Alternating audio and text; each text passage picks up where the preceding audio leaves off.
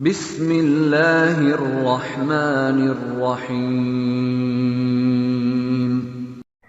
محترم خواتین و حضرات، دراصل احسان جتلانا ہی چھٹی عورت پر عذاب کا سبب بنا۔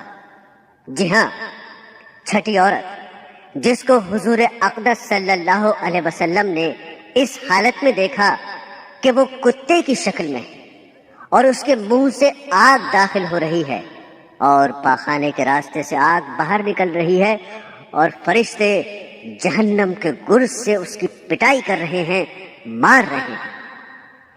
اس کے بارے میں حضور اقدس صلی اللہ علیہ وسلم نے فرمایا، اس عورت کو یہ عذاب دو گناہوں کی وجہ سے ہو رہا ہے، ایک حسد کرنے کی وجہ سے اور دوسرے احسان جتلانے کی وجہ سے۔ یہ دونوں گناہ ایسے ہیں جو مردوں کے اندر بھی پائے جا سکتے ہیں۔ مرد بھی حسد کر سکتے ہیں اور احسان جتا سکتے ہیں، اس لیے اس دردناک عذاب کے وہ بھی مستحق ہو سکتے ہیں۔ اگر خواتین ان گناہوں کو کریں گی اور توبہ نہیں کریں گی تو وہ بھی اس عذاب کے اندر مبتلا ہوں گی۔ بھائی اور بہنوں، احسان جتلانے کا مطلب یہ ہے کہ ہم نے کسی کے ساتھ حسن سلوک کیا، لیکن جب ہمارا موقع آیا کہ ہمارے ساتھ کوئی ہمدردی کرے اور احسان کرے، ہمارے ساتھ تعاون کرے، اس وقت اس شخص نے ہمارے ساتھ تعاون نہ کیا تو فوراً یہ احسان جتلا دیتے ہیں کہ تمہارے موقع پر تو ہم نے تمہاری بڑی خدمت کی، بہت کام آئے، لیکن ہمارے موقع پر تم نے طوطے کی طرح آنکھیں پھیر لی۔ یہ ہے احسان جتلانا۔ یہ بات خواتین میں عموماً پائی جاتی ہے۔ شادی بیاہ کے موقع پر اور بیماری کے موقع پر انہوں نے خدمت کر دی اور ان کے موقع پر دوسری نے خدمت نہ کی تو اب وہ عورت سارے میں ڈھنڈورا پیٹے گی۔ جو بھی اس کے پاس آئے گا اس کے سامنے یہ جتلائے گی کہ ہم نے اس کے ساتھ فلاں خیر خواہی کی، مدد کی اور ایسا کیا، اور آج جب ہمارا موقع ہوا تو اس نے ہمارے ساتھ یہ سلوک کیا۔ اس لیے مردوں اور عورتوں کو چاہیے کہ جس کی کوئی خدمت کرے وہ محض اللہ کی رضا کے لیے کرے اور اللہ تعالی ہی سے اس کے اجر کی امید رکھے۔ لہذا کسی سے کوئی خدمت اور بدلے کی امید ہی نہ رکھیں، اور جب کسی سے کوئی امید نہ ہوگی بلکہ اللہ سے صرف امید ہوگی تو پھر وہ شکوہ اور گلہ دل میں پیدا نہیں ہوگا۔ گھر کے اندر بھی اس کی عادت رہے گی اور گھر کے باہر بھی۔